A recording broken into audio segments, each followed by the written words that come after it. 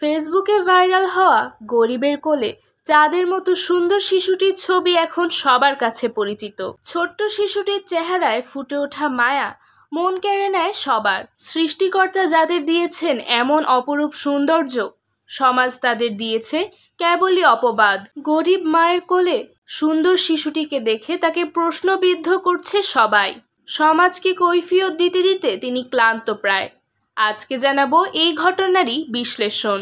Hello viewers, welcome to viral video channel. গত 29শে June রবিবার এক ব্যক্তি মিরপুর থেকে কারওয়ান বাজারে যাচ্ছিলেন মেট্রো রেল করে। সেখানে তিনি মেট্রো স্টেশনে এই মহিলা এবং তার সাথে তার কোলে এই সুন্দর বাচ্চাটিকে লক্ষ্য করেন।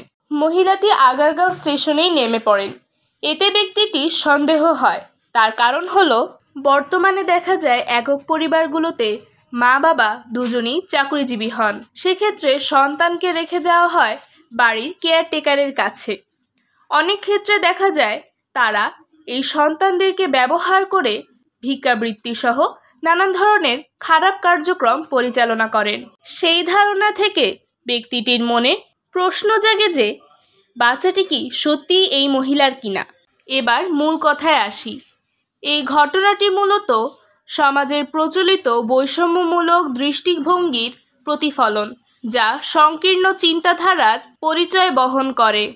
কেবল সাদা চামড়ার মানুষরাই সুন্দর, কেবল তারাই ধনী, এই চিন্তাভাবনারই প্রতিফলন যেন এই মা ও শিশুর গল্পটি। আমাদের এই সংকীর্ণ মনোভাব থেকে বেরিয়ে আসতে হবে।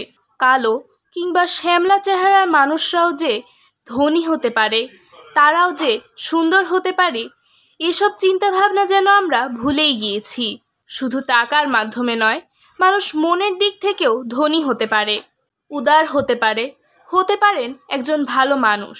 ভিডিওতে দেখানো এই মহিলাটি শত দারিদ্রতার মধ্যেও কখনো কারোর কাছে হাত পাতেননি।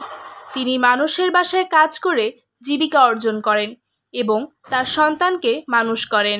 সমাজের মানুষ মা এবং শিশুর চেহারার পার্থক্যের ভিত্তিতে ভদ্রমহিলাকে প্রশ্নবিদ্ধ করেন যে এই সন্তান কি সত্যিই তার কিনা।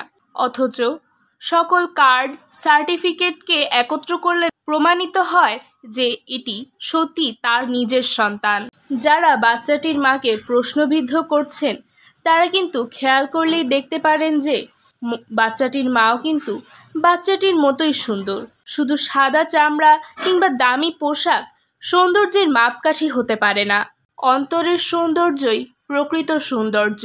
এছাড়াও যারা বাচ্চাটির তুলনামূলক দামি জামা কাপড় নিয়ে প্রশ্ন তুলেছেন তাদের উত্তর হিসেবে জানা গিয়েছে যে এই কাপড়গুলো তাদের পাড়ার বিত্তবান লোকদের দেওয়া, অর্থাৎ তার মাকে নিজের টাকায় সেগুলো কিনতে হয়নি।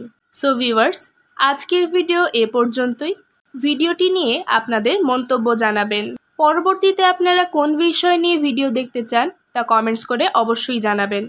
যারা অলরেডি সাবস্ক্রাইব করেছেন তাদেরকে অসংখ্য ধন্যবাদ। যারা এখনও সাবস্ক্রাইব করেননি অর্থাৎ আমাদের চ্যানেলে নতুন, তাদেরকে সাবস্ক্রাইব করার অনুরোধ রইল।